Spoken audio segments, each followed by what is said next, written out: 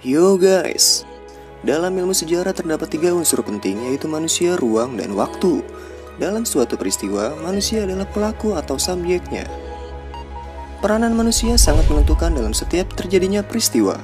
Contohnya, pada masa praksara atau sebelum mengenal tulisan, manusia hidup dengan berburu dan meramu makanannya. Kegiatan berburu dan meramu tersebut dilakukan oleh manusia. Itulah yang kita pelajari dalam sejarah, bukan peristiwa zaman dinosaurus yang belum ada manusia di zaman tersebut. Jadi dalam ilmu sejarah, apapun yang dilakukan manusia, itulah yang kita pelajari ya guys. Peristiwa atau kejadian dari masa yang lalu berlangsung dalam batasan ruang atau tempat tertentu. Dalam konsep ruang, tempat terjadinya suatu peristiwa akan memberikan gambaran yang jelas kepada kita bahwa peristiwa itu memang ada dan nyata. Konsep ruang dalam sejarah contohnya peristiwa proklamasi. Ruang yang dimaksud adalah tempat di mana peristiwa itu terjadi. Pasti kalian sudah pada tahu kan di mana proklamasi dibacakan? Yaps, betul sekali. Proklamasi dibacakan di halaman rumah Bung Karno, Jalan Pegangsaan Timur nomor 56, Jakarta.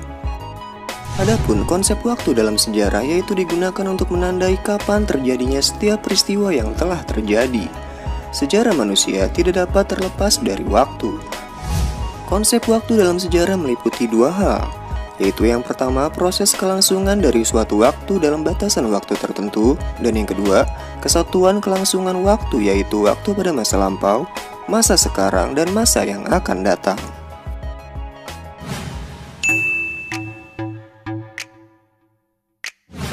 Dalam mempelajari sejarah ada 3 cara berpikir guys. Nah, apa kalian sudah tahu apa aja guys? Siapa kamu tanya begitu? Siapa yang suruh siapa? Oke, yang pertama ada cara berpikir kronologis. Pasti kalian sering dengar kata kronologi kan? Nah, kita bedah secara etimologis atau asal-usul kata dulu ya guys. Kronologis berasal dari bahasa Yunani yaitu kronos dan logos. Kronos berarti waktu dan logos berarti uraian atau ilmu. Jadi cara berpikir kronologis artinya adalah berpikir secara runtut sesuai dengan urutan waktu terjadinya suatu peristiwa. Peristiwa-peristiwa sejarah diawali sejak keberadaan manusia ada di muka bumi. Untuk itu diperlukan pembagian waktu dalam sejarah yang dapat ditinjau dari berbagai aspek. Cara berpikir kronologis dapat mempermudah kita dalam melakukan rekonstruksi terhadap semua peristiwa yang ada di masa lalu dengan tepat. Kronologi sangat penting agar kita terhindar dari anakronisme. Apa sih anakronisme itu? Anakronisme artinya penempatan peristiwa, latar, tokoh, ataupun dialog yang tidak sesuai dengan tempat dan waktu terjadinya peristiwa. Kronologi juga membantu kita agar dengan mudah dapat menghubungkan dan membandingkan peristiwa sejarah yang terjadi di suatu tempat yang berbeda, tetapi dalam waktu yang sama.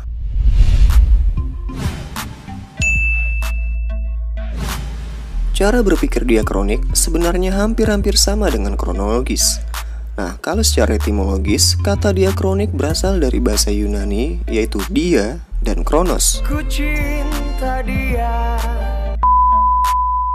Dia artinya melampaui, melintas, atau melalui. Sedangkan kronik berasal dari kata kronos yang artinya waktu. Jadi diakronik artinya adalah melintas waktu. Contoh cara berpikir diakronik yang pertama adalah Perang Diponegoro. Perang Diponegoro berlangsung selama 5 tahun, yaitu dari tahun 1825 hingga 1830. Kita bisa melihat bahwa peristiwa tersebut ada kurun waktunya, dan sifatnya memanjang berdasarkan waktu namun ruangnya terbatas. Maksudnya, waktu peristiwa tersebut kita urai berurutan mulai dari 1825, 1826 hingga 1830 sesuai kurun waktu terjadinya Perang Diponegoro. Sementara dimensi ruangnya terbatas, artinya kita tidak mendalami peristiwa-peristiwa apa saja yang ada dalam setiap tahun, hanya sebatas garis besar peristiwanya aja ya guys. Anyway, dengan konsep diakronik ini, kita juga bisa melakukan perbandingan antar peristiwa dengan waktu yang sama atau waktu yang berbeda. Contohnya, kerja paksa di zaman Belanda dan zaman Jepang, antara kerja Rodi dan Romusa. Nah, kalau konsep berpikir sinkronik agak berbeda dengan diakronik guys.